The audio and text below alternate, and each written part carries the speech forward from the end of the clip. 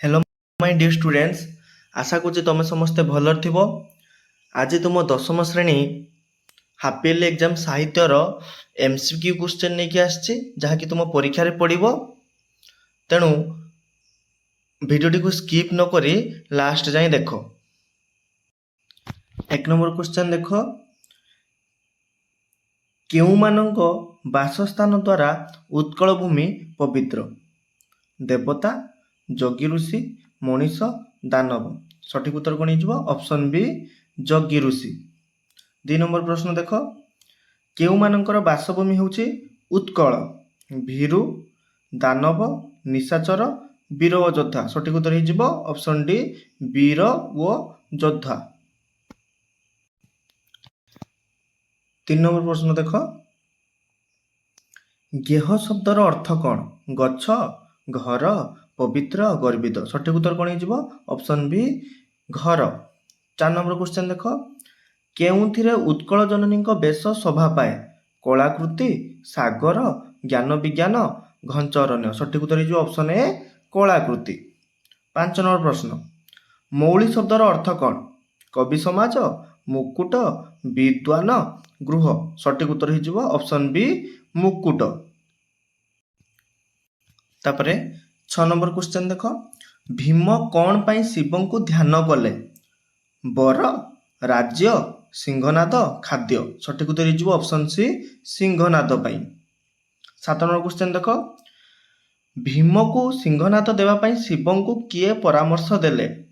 लक्ष्मी, पार्वती, कृष्ण, दुर्योधन। सठिक उत्तर हो पार्वती। तापर 8 नंबर प्रश्न, केउटी शिव को बुझाऊ नाही? त्रिपुरारी, पशुपति, शूलपाणी ना चक्रपाणी। सठिक उत्तर हो ऑप्शन डी चक्रपाणी। तापर 9 नंबर क्वेश्चन देख, केउथिरु काढ़ी शिव भीम को सिंहनाद देले? चिरिकुटीरु, त्रिशूलरु, पर्वतरु, जटारु। सठिक उत्तर कौन हो? ऑप्शन ए चिरिकुटीरु। तापर 10 नंबर क्वेश्चन, उद्वेल मनरे ग्रामवासी माने केउ खेल रत हो पड़ती? बागुड़ी, पशा, दली, बहुचोरी। सठिक उत्तर कौन हो? ऑप्शन सी दली खेल। तापर 11 नंबर, राजनैतिक मतवाद अनुसार नवजुवक मानकर कौन घटी जाइए? शारीरिक परिवर्तन, मानसिक परिवर्तन, कायिक परिवर्तन, सामरिक परिवर्तन। सठिक उत्तर हो ऑप्शन बी मानसिक परिवर्तन। तार 12 नंबर, स्थल पद्मरे ग्रामर शिक्षित अर्धशिक्षित युवक माने कौन देखती? आहबर रक्त, आहबर दृश्य, आहबर घन घटा, आहबर विभीषिका। सठिक उत्तर हो ऑप्शन ए आहबर रक्त। तापर 13 नंबर क्वेश्चन, आभिजात्य को न छाड़ी शिक्षित गोष्ठी क्या छाड़ी था? देश सेवा, ग्राम सेवा, शारीरिक श्रम, देशांतर गमन। ना शारीरिक। ऑप्शन सी हो सठिक उत्तर शारीरिक श्रम। तापर 14 नंबर, पल्लीग्राम केउमानंक संबंध रे कल्पना जल्पना चले? परिश्रमी युवक, राजनीतिक व्यक्ति, शिक्षित रूपे उदीयमान, विदेशर अध्ययनरत। सठिक उत्तर हो ऑप्शन सी शिक्षित रूपे उदीयमान। 15 नंबर क्वेश्चन, शिक्षित रूपे उदीयमान व्यक्ति केउ जीवन रे पितामाता आशा भरसार स्थल हुअନ୍ତି? चाकरी जीवन रे, विद्यार्थी जीवन रे, कर्म जीवन रे ना विदेश रे रहिबा बेले। सठिक उत्तर हो ऑप्शन बी विद्यार्थी जीवन रे। तापर 16 नंबर, कांची कावेरी नाटक रे अभिनय कला बेले लक्ष्मीकांत केउ वाद्ययंत्र बजाऊ नथुले? केंद्रा, रामताली, मृदंग, गोपीचंद्र। सठिक उत्तर हो ऑप्शन सी मृदंग। 17 नंबर क्वेश्चन, लक्ष्मीकांत को किए बीएल पढ़िया परामर्श देइथिले? उमाचरण, भागवत बाबू, गोपबंधु, हेमचंद्र सरकार। सठिक उत्तर हो ऑप्शन ए उमाचरण। 18 नंबर क्वेश्चन, धला माणिकरे लालिका लक्ष्मीकांत केउ कवि कृति को अनुसरण कर लिखिले?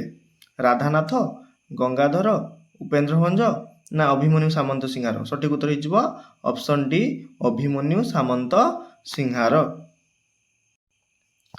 ତାପରେ 19 ନମ୍ବର ଲକ୍ଷ୍ମୀକାନ୍ତଙ୍କ ଜୀବନ ସଙ୍ଗୀତ ସଂକଳନ କେଉଁ ଭାବଧାରା ଆଧାରିତ ଗୀତର ସମାହାର? ସାମ୍ୟବାଦ, ଆଧ୍ୟାତ୍ମ୍ୟବାଦ, ବସ୍ତୁବାଦ, ଜଡ଼ବାଦ। ସଠିକ ଉତ୍ତର ହେଉଛି ଅପସନ୍ ବି ଆଧ୍ୟାତ୍ମ୍ୟବାଦ। 20 ନମ୍ବର କ୍ୱେଶ୍ଚେନ୍ କାନ୍ତ କବି କେଉଁ ସମ୍ପ୍ରଦାୟର ଥିଲେ? ଶାକ୍ତ, ବୈଷ୍ଣବ, ଶୈବ, ସୌର। ସଠିକ ଉତ୍ତର ହେଉଛି ଅପସନ୍ ବି ବୈଷ୍ଣବ ସମ୍ପ୍ରଦାୟର ଥିଲେ। ତାପରେ 21 ନମ୍ବର ପ୍ରଶ୍ନ ଅର୍ଜୁନ ଶବ୍ଦରେ ନ କାହିଁକି ମୂର୍ଦ୍ଧେଣ ହୋଇନାହିଁ? ଅ ପରେ ବର୍ଗେଜ ଥିବାରୁ, ବର୍ଗେଜ ପରେ ଦନ୍ତେନ ଥିବାରୁ, ର ପରେ ବର୍ଗେଜ ଥିବାରୁ, ର ପରେ ଦନ୍ତେନ ଥିବାରୁ। ସଠିକ ଉତ୍ତର ହେଇଯିବ ଅପସନ୍ ସି ର ପରେ ଜ ଥିବାରୁ। 22 ନମ୍ବର ପ୍ରଶ୍ନ ଦାଶରଥୀ ଶବ୍ଦରେ କେଉଁ ପ୍ରକାର ଅଶୁଦ୍ଧି ରହିଛି? ସନ୍ଧିଗତ ଅଶୁଦ୍ଧି, ସମାସଗତ ଅଶୁଦ୍ଧି, କୃଦନ୍ତଗତ ଅଶୁଦ୍ଧି ନା ତଦ୍ଧିତଗତ ଅଶୁଦ୍ଧି? ସଠିକ ଉତ୍ତର ହେଇଯିବ ଅପସନ୍ ଡି ତଦ୍ଧିତଗତ ଅଶୁଦ୍ଧି।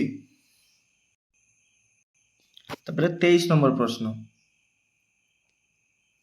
ନିମ୍ନ ଶବ୍ଦଗୁଡ଼ିକ ମଧ୍ୟରୁ ଅଶୁଦ୍ଧ ଶବ୍ଦଟିକୁ ବାଛ। ଭୁଲ, ଅଧୀନ, ଶତ୍ରୁଘ୍ନ, ମଧ୍ୟାହ୍ନ। ସଠିକ ଉତ୍ତର ହେଉଛି ଅପସନ୍ ଏ ଭୁଲ।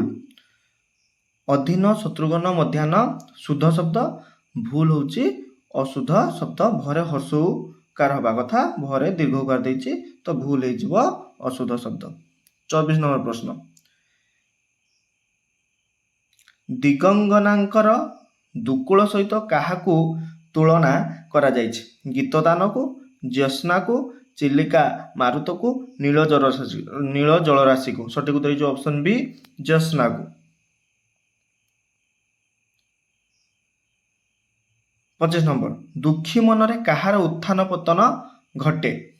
ଆନନ୍ଦର, ବିଷାଦର, ଆଶାର, ଆତ୍ମାର। ସଠିକ ଉତ୍ତର ଅପସନ୍ ସି ଆଶାର। ତାପରେ 26 ନମ୍ବର ସଙ୍ଗୀତ ଆବେଶରେ ଅତୀନ୍ଦ୍ରିୟ ଦେଶରେ କିଏ ବିଚରଣ କରେ?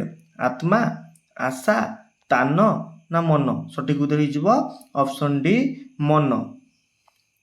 27 ନମ୍ବର କ୍ୱେଶ୍ଚେନ୍ କଳି ଉପଦ୍ରବରେ ଶାନ୍ତି କେଉଁଠାରେ ଆଶ୍ରୟ ନେଇଥିବା କବି ସମ୍ଭାବନା କରିଛନ୍ତି? ଦୀପଶୈଳ ତଳେ, ହ୍ରଦର ମଧ୍ୟସ୍ଥଳରେ, ଗିରିବନ ଦେଶରେ, ଚିଲିକା କୂଳରେ। ସଠିକ ଉତ୍ତର ହେଉଛି ଅପସନ୍ ସି ଗିରିବନ ଦେଶରେ। 28 ନମ୍ବର ତରଣୀରେ ଜଳୁଥିବା ମଶାଲକୁ କବି କାହା ସହିତ ତୁଳନା କରୁଛନ୍ତି? ସନ୍ଧ୍ୟା ତାରା, ପାପ ମୂର୍ତ୍ତି, ଅଜ୍ଞାନ ମୂର୍ତ୍ତି, ଭୈରବ ମୂର୍ତ୍ତି। ସଠିକ ଉତ୍ତର ହେଇଯିବ ଅପସନ୍ ବି ପାପ ମୂର୍ତ୍ତି ସହିତ। 29 ନମ୍ବର ନିଶା ଆଗମନରେ ଅବନୀ କେଉଁ ରୂପ ଧାରଣ କରିଛି? କୋଳାହଳ, ନିଶ୍ଚଳ, ଚଳଚଞ୍ଚଳ, ଭୟଙ୍କର। ସଠିକ ଉତ୍ତର ହେଇଯିବ ଅପସନ୍ ବି ନିଶ୍ଚଳ। 30 ନମ୍ବର ପ୍ରଶ୍ନ ଜୀବ ବିଜ୍ଞାନର ଚର୍ଚ୍ଚାରୁ କି ସନ୍ଧାନ ମିଳିଥାଏ? ପ୍ରାଣୀର ସ୍ୱରୂପ, ପ୍ରାଣୀର ଜୀବନ, ପ୍ରାଣୀର ଗଠନ ପ୍ରକ୍ରିୟା, ପ୍ରାଣୀର ଜୀବନ ପ୍ରକ୍ରିୟା। ସଠିକ ଉତ୍ତର ହେଇଯିବ ଅପସନ୍ ସି ପ୍ରାଣୀର ଗଠନ ପ୍ରକ୍ରିୟା। 31 ନମ୍ବର ଆମ୍ଭମାନଙ୍କର ଜ୍ଞାନର ସୀମା ଆମେ କିପରି ବିସ୍ତୃତ କରିଥାଉ? ଜ୍ଞାନ ବଳରେ, ନାନାବିଧ ଶାସ୍ତ୍ର ବଳରେ, ପରିଶ୍ରମ ବଳରେ, ସାଧନା ବଳରେ। ସଠିକ ଉତ୍ତର ହେଇଯିବ ଅପସନ୍ ବି ନାନାବିଧ ଶାସ୍ତ୍ର ବଳରେ। 32 ନମ୍ବର କାହା ସାହାଯ୍ୟରେ ଜଟିଳତମ ସମସ୍ୟା ଅନାୟାସରେ ସାଧିତ ହୋଇପାରୁଅଛି? ନୀତିଶାସ୍ତ୍ର, ବିଜ୍ଞାନ ଶାସ୍ତ୍ର, ଗଣିତ ଶାସ୍ତ୍ର, ସଂସ୍କୃତ ଶାସ୍ତ୍ର। ସଠିକ ଉତ୍ତର ହେଇଯିବ ଅପସନ୍ ସି ଗଣିତ ଶାସ୍ତ୍ର। 33 ନମ୍ବର ପ୍ରଶ୍ନ ପଦାର୍ଥ ବିଜ୍ଞାନ ଓ ରସାୟନ ବିଜ୍ଞାନ କାହାର ଅଂଶବିଶେଷ?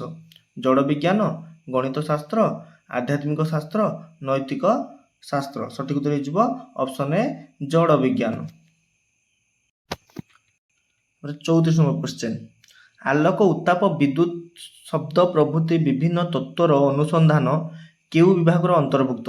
ରସାୟନ ବିଜ୍ଞାନ, ପଦାର୍ଥ ବିଜ୍ଞାନ, ଜୀବ ବିଜ୍ଞାନ, ଉଦ୍ଭିଦ ବିଜ୍ଞାନ। ସଠିକ ଉତ୍ତର ହେଇଯିବ ଅପସନ୍ ବି ପଦାର୍ଥ ବିଜ୍ଞାନ।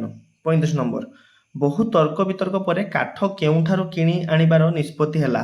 ଗୋଦାମରୁ, ଜଙ୍ଗଲରୁ, ପଡ଼ୋଶୀଙ୍କ ଠାରୁ, ଦୋକାନରୁ। ସଠିକ ଉତ୍ତର ହେଇଯିବ ଅପସନ୍ ଏ ଗୋଦାମରୁ। 36 ନମ୍ବର ପ୍ରଶ୍ନ କେତେ କୁଇଣ୍ଟାଲ କାଠଗଣ୍ଡି ଅଣାଗଲା?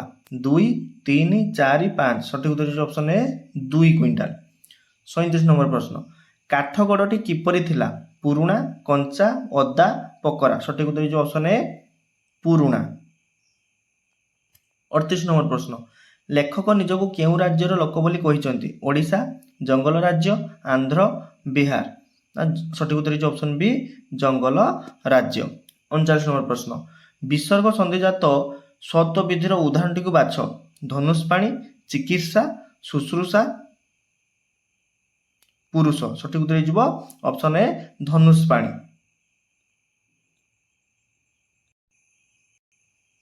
ତାପରେ 40 নম্বର ପ୍ରଶ୍ନ। ଭାସମାନ ଏଠାରେ ଦନ୍ତେଶ ସ୍ଥାନରେ ମୂର୍ଧନ୍ୟଷ ହୋଇନାହିଁ କାହିଁକି? ଭ ପରେ ଦନ୍ତସ ଥିବାରୁ, ଆ ପରେ ଦନ୍ତସ ଥିବାରୁ, ଦନ୍ତେଶ ପରେ ମ ଥିବାରୁ, ଶେଷରେ ମ ଥିବାରୁ। ସଠିକ୍ ଉତ୍ତର କ'ଣ ହେଇଯିବ? ଅପସନ୍ ବି ଆ ପରେ ଦନ୍ତେଶ ଥିବାରୁ। 41 নম্বର ପ୍ରଶ୍ନ।